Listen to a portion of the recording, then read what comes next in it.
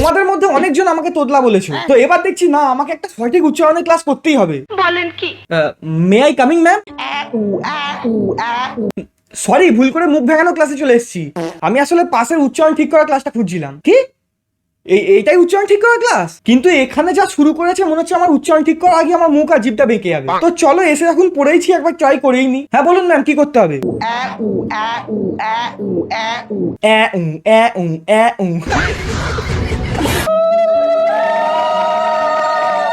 এটা আবার কি হচ্ছে? অব্দি ঠিক ছিল, আবার উলু দিতে কে বললো? কার বাবার বিয়ে লেগেছে? গোপাল এক্সারসাইজ, জিভ ভালো থাকে। ও, জিভ ভালো থাকার জন্য উলু দিতে হয়, কিন্তু উলু তো আমি দিতে পারি না। চলো একবার ট্রাই করেই নি। হবে হবে, দাঁড়াও দাঁড়াও। হয়ে গেছে হয়ে গেছে। Next next. উলু কম বমি বেশি করলাম মনে হলো। এটা আমরা ওই কি তরল চালাচ্ছ? মারবে আমাকে? মারো, এ নাও। যে করবে তাকে আমি কিছুই করতে পারবো না। যা বাবা, তাহলে আমরা করবো কেন? এটা কি? Sorry for interrupt, but madam বলছিলাম যে এরাম করার থেকে ভালো এরাম করে নি, একবারে গরিলা লাগবে। সাউন্ড কোনোদিন স্ট্রেট ট্রাভেল করে না বাবা, হ্যাঁ না? এই যে বললাম হ্যাঁ না, হ্যাঁ না। ও, সাউন্ড স্ট্রেট ট্রাভেল করে না, তার মানে যখন আমি আমার বন্ধুকে বোকাচোদা বলি তখন সাউন্ডটা কিরম ভাবে ট্রাভেল করে? বোকাচোদা এরম ভাবে? ইয়াস ভাই, ফাইনালি শিখছি আমি। You have to be a traveller, that's it. জীবনেও অভিনেতা হলে তো কোনো প্রশ্নই ওঠে না, অবশ্যই।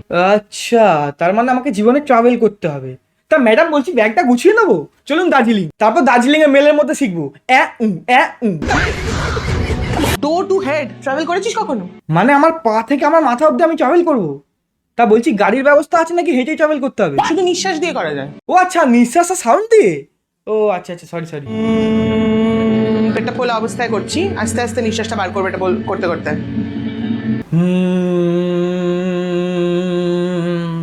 সারে গা মা পা ধা নি সা। আরে পুরো বিশ্ব ব্রহ্মাণ্ড ঘুরে চলে এলাম তো আমি। Thank you so much madam. তো দেখো ভাই, উচ্চারণ আমি আজকের ক্লাসে পুরো শিখে গেছি।